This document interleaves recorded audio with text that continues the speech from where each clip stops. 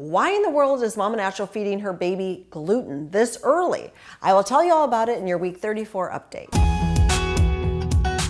When I was pregnant with Griffin, they told me not to eat peanuts to help avoid a peanut allergy in my child. Fast forward, when I was pregnant with Faith, which was about 9 years later, they told me to eat peanuts because this would help to prevent allergies. So what gives? Well, it turns out that original avoidance approach was actually dead wrong because childhood food allergies basically skyrocketed with that approach. And the reason why is we're finding that the immune system actually needs to be exposed to these allergens very early to learn to kind of accept them and not overreact and create these allergic reactions. So there are 3 landmark studies all about this. I've got a post about this on my blog. But as a result, what I'm doing with Faith is very different than what I did with Paloma and Griffin. So even when I was pregnant with her, I was eating peanut butter, which I don't even like that much. I was eating gluten, which I don't usually eat that much. I was doing, of course, dairy, and I wasn't avoiding any foods really, except junk food. And now that she is, eating and on solids, I've been exposing her to eggs, to dairy, and now a little bit to gluten. So I just toast some sourdough bread, give her little pieces of it with butter. She loves it, and I've seen no reactions whatsoever. But the idea is just constant little micro doses of exposure.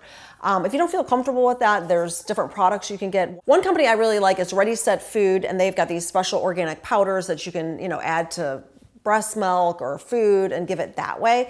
But with Faith, I'm doing kind of a combination of everything. So I've used some of the packets, I've just given her the foods. The idea, again, is constant exposure. And so far, so good. But it is kind of wild. Like, I have such a, gluten has been so demonized that there's a little part of me that's like, oh my gosh, I'm inflaming her gut by giving this to her. I shouldn't be doing this. I shouldn't be doing this.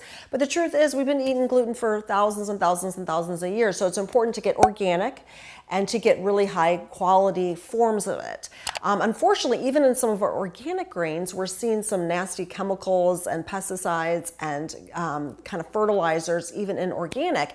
So a really clean grain that has gluten is barley, believe it or not. So that could be a good thing you could feed your child, like a barley gruel or something like that. But again, just kind of rotate the food, let them be exposed to lots of different things. Speaking of exposing to different things, we are doing more and more baby-led weaning because Faith is really getting the handle on the hand-to-mouth coordination, and she just loves to be in charge. So pear slices, avocado, banana, but overall it's going well, and she's just loving the food, which I'm so grateful for. So if you need more information about baby-led weaning, we've got posts on it on our website.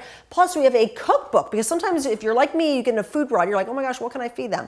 There are tons of recipes in this cookbook, and they're simple, easy to make, and healthy. And just a quick little crawling update. There really is no update. She's still doing her revving up, and she is very good at going onto all fours and then back on her bottom, going on all fours and then back on her bottom, but no crawling, no signs whatsoever. So we'll see.